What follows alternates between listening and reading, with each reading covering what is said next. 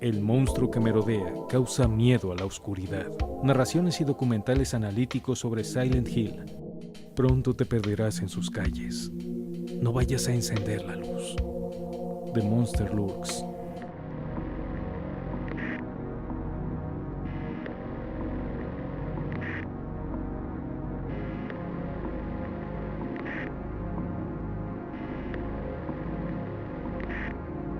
Es una pena que el diseño de los monstruos haya sido tan poco inspirativo.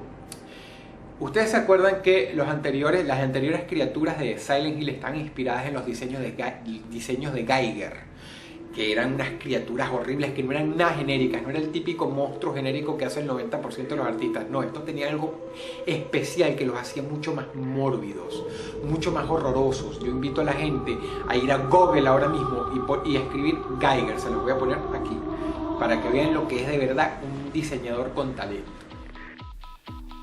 The Monster Lurks, temporada 1, capítulo 3. Ya cualquiera es experto en Silent Hill.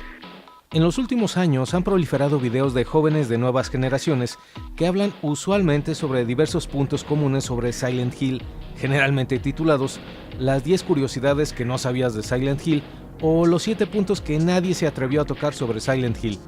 Claro está, los puntos en común son eso, coincidencias generales y superficiales que siempre se hallan en todos los videos, como si además de que muchos de ellos, por lo que dicen, se ve que ni siquiera jugaron el videojuego. Pareciera que están revelando un lado oculto sobre Silent Hill que difícilmente a estas alturas le pueda ser desconocido, ya no digamos al fan del juego, sino a cualquier persona que sea jugador o que simplemente haya mirado uno de esos cientos de videos hablando siempre sobre el mismo tema.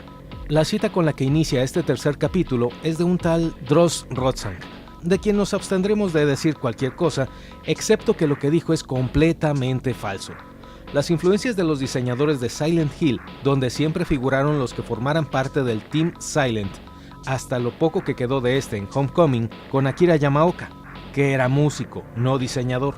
Contaron a grandes artistas como Hans Bellmer, Francis Bacon, Rembrandt y Andrew Waite, entre otros, pero no a Hans Ruedi Giger. De hecho, ni siquiera en Homecoming ni en los demás Silent Hill como Downpour, donde ya no existía el Silent Team, hubo algún diseño de un personaje o criatura que estuviera mínimamente inspirado en el trabajo de Giger. Todos estos datos son comprobables por entrevistas en diversas publicaciones y videos a los diseñadores de los diversos Silent Hill. Y aunque la siguiente pregunta es aventurada, dado el terreno de la subjetividad en el que se sustenta todo lo relacionado al arte, nos atrevemos a cuestionar dónde está lo que hizo recordar el trabajo de Giger en los diseños de Takayoshi Sato, por ejemplo, al tal Dross Rotzang. ¿Alguien más puede hallar relación entre las obras de uno y otro artista? Sin considerar que nunca ha habido la más mínima mención como influencia a su trabajo por parte de los diseñadores de Silent Hill respecto a Giger, se pueden apreciar los diseños de Silent Hill como algo bastante alejado de la obra del creador de los xenomorfos, o xenomorfos. Claro está, Dross no es ningún millennial, de hecho es un hombre ya muy maduro, lo que demuestra que los errores de desinformación los comete cualquier persona. Centrémonos mejor en los puntos comunes que erróneamente creen los que producen esta clase de video opiniones, con 7 o 10 puntos usualmente. Punto número 1. Silent Hill está inspirado por el pueblo de Centralia, ubicado en Pensilvania, al noroeste de los Estados Unidos. Un dato completamente falso, ya que en primer lugar en el juego de Silent Hill no hay nada referente a una mina, y lo que cae del cielo siempre se le referenció como nieve o Claudia Blanca, de forma indirecta, más nunca como ceniza. La idea de la ceniza provino de la película en la cual Roger Avary, el guionista de la misma, decidió usar una historia real de un pueblo abandonado para recrear el pueblo del videojuego y usó lo de la mina ardiendo perpetuamente para justificar la caída del material blanco del cielo, que era ceniza que desprendía la misma mina. La primera película de Silent Hill fue realizada en 2005 y estrenada en 2006, mientras que todos los Silent Hill ya habían sido realizados con excepción de Homecoming, que estaba apenas siendo desarrollado. Su anuncio oficial fue en una E3 en el 2007. De modo que el asunto de la ceniza no es algo que aparezca en los videojuegos, ni se haga mención de ello en absoluto, sino que más bien fue una idea que se le ocurrió a Roger Avary, guionista de cine y no colaborador en ningún videojuego de Silent Hill. Punto número 2. La censura en Silent Hill. Aunque es cierto que Silent Hill sufrió censura, lo es parcialmente. El asunto ha sido motivo de confusión ya que generalmente surgen dos puntos principales en los que coinciden los que del tema hablan en los videos referidos. El primero es que los Grey Child fueron sustituidos por los Mumblers en la versión PAL, ya que en algunos países de Europa les pareció que no se podía admitir que un sujeto anduviera disparando a niños en una escuela, pero en la versión NTSC se conservó el diseño original de los Grey Child, por lo que la censura no fue total, como sí ocurrió con lo que parecían no niños sino bebés de apenas unos 3 o 4 años. Estas criaturas con apariencia de bebé se conservaron en el juego pero con una textura diferente, y además no son enemigos en el juego, sino que están ahí para incrementar la tensión del juego, porque no atacan ni pueden ser abatidos en ningún modo. Estas criaturas son conocidas como Larval Stalker, y hay una versión de los Grey Child con esta misma apariencia, pero a estos sí se les puede abatir y también pueden atacar. Punto número 3. Silent Hill no tenía buenos gráficos.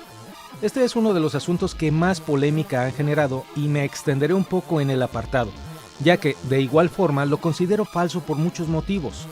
El asunto debe contextualizarse dentro del año de 1999 e incluso quizá antes, mucho antes, cuando los gráficos de los videojuegos se veían de este modo. Muchos gamers pertenecientes a mi generación veíamos realistas estos gráficos. Para que se entienda mejor lo que digo y no se tome a la ligera o como una idea desproporcionada, pongo de ejemplo Llegada de un tren a la estación de la ciudad, película corta grabada por los hermanos Lumière. Mucha gente que no conocía el cine porque recién se había inventado, al ver esta cinta proyectada en los teatros, pensó que el tren atravesaría el muro donde estaba la manta en la que se proyectaba la cinta, de modo que algunos salían huyendo del teatro por el realismo con el que percibían la película. En el caso de Double Dragon, el contexto es similar, pero la percepción cambia por la de los niños que no habían visto mejores gráficos que los ofrecidos por consolas como NES y Atari. Ahora, trasladémonos al año 1999 y notaremos que muchos de los mejores gráficos que entonces ofrecían los videojuegos eran así.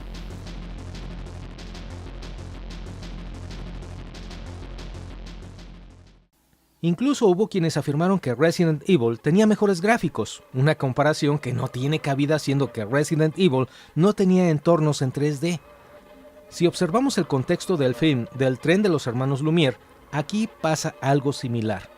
Después de haber jugado Resident Evil, Silent Hill parecía lo más realista en el género de los videojuegos de horror. Por otro lado, analicemos el apartado técnico.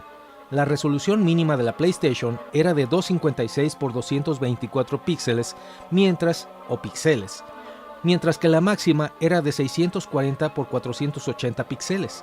Silent Hill utilizaba la máxima resolución como muchos juegos 3D de la época. Solo para que se den una idea, los juegos de hoy en día utilizan no megabytes, sino gigabytes en sus requerimientos de RAM, 1000 veces más memoria de acceso aleatorio o Random Access Memory por las siglas en inglés, y no se diga en los de VRAM o Video Random Access Memory. Los diseñadores del juego querían que el jugador pudiera aventurarse a explorar el pueblo entero e incluso entrar en algunos de los edificios o casas, pero almacenar toda esa información en una computadora con apenas 2 megabytes de memoria en RAM, 1 megabyte en memoria de video y un pequeño buffer de 32 kilobytes para la transferencia de datos del lector de CD-ROM, no era posible hacer tal cosa. El equipo Team Silent no deseaba hacer lo que ya era práctica común en Resident Evil, usar fondos en 2D pre-rendereados y retocados para hacer lucir bien al juego, sacrificando la inmersión del jugador en un mundo tridimensional. Existía además otra limitante. La PlayStation original solo podía procesar 360.000 polígonos por segundo, con texturas mapeadas y renderizado para fuentes de luz y proyección de sombras. Su capacidad para desplegar polígonos al máximo era de 1.600.000 por segundo, pero en color plano y sin textura. Lo que los desarrolladores y programadores del Team Silent hicieron fue aprovechar una limitante y convertirla en un gran acierto al llevar a la PlayStation a su límite en el desplegado de polígonos, usando una técnica que difuminaba el último polígono en la perspectiva, de modo que aparentaba perderse en el horizonte. Al hacer esto en la imagen, no había necesidad de pedirle a la computadora que dibujara los demás polígonos o edificios con mapeado de texturas. Considerando que los enemigos y Harry ya ocupaban bastantes polígonos, los entornos agregaban árboles, autos y la vista inmediata de los edificios del pueblo, no el edificio completo. Había ya una considerable reducción de lo que podía mostrar en pantalla la consola. Así que esta técnica, que de hecho está basada en el fenómeno natural de la óptica como podemos apreciar en las imágenes, sirvió tanto para la luz, niebla, como para la oscuridad. A esto debemos agregar el toque que todo mundo copió después, el renderizado en tiempo real por la linterna de Harry Mason. Regresando al tema de Silent Hill vs Resident Evil, un tema en el que me extenderé en un futuro capítulo, ocurre que, comparados los modelos de uno y otro juego, no deja tan bien parado a Resident Evil, sin demeritar al juego que también disfrutamos mucho. Otros efectos en los que innovó Silent Hill fueron en la simulación de destellos de cámara, cosa que ningún otro juego de horror tenía en ese entonces, desenfoque o blur en algunas escenas de cinemáticas en tiempo real. El juego tenía tanto pre-renderizadas como en tiempo real, similar a Metal Gear, y cambio de color en la sangre, que además se quedaba salpicada en los pisos, con lo que los recursos del hardware de PlayStation estaban más que aprovechados, llevados hasta los límites para los que fue diseñada. Punto número 4. Silent Hill estuvo inspirado también por Howard Phillips Lovecraft. Esto es algo que deberíamos considerar falso, como en el caso de Giger, teoría que nos da a conocer el bien documentado Gamer Dross. No hay ningún escrito, afirmación, entrevista o mención de los diseñadores de Silent Hill en la que mínimamente lo mencionan al menos una vez.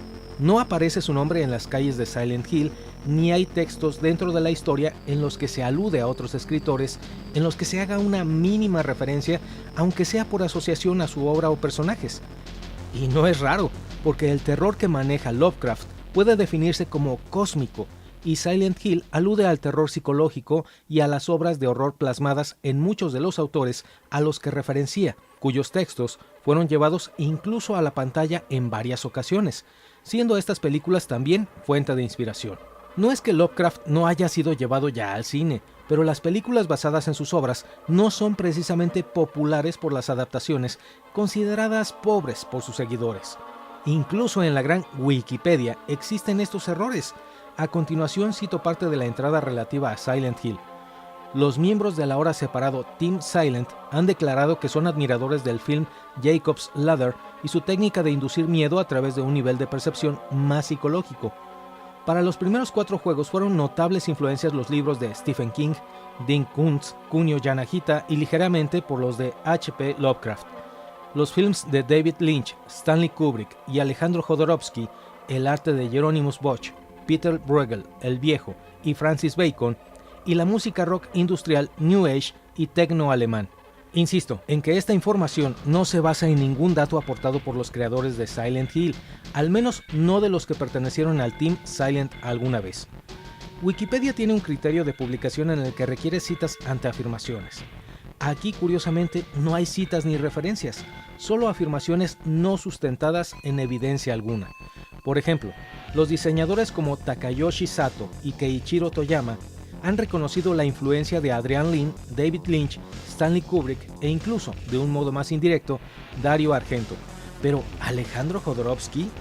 ¿Sucede lo mismo que con Giger y Lovecraft y más aún, Hieronymus Bosch el Bosco? Bueno, así concluye el capítulo 3 de The Monster Lurks. Agradecemos mucho su atención.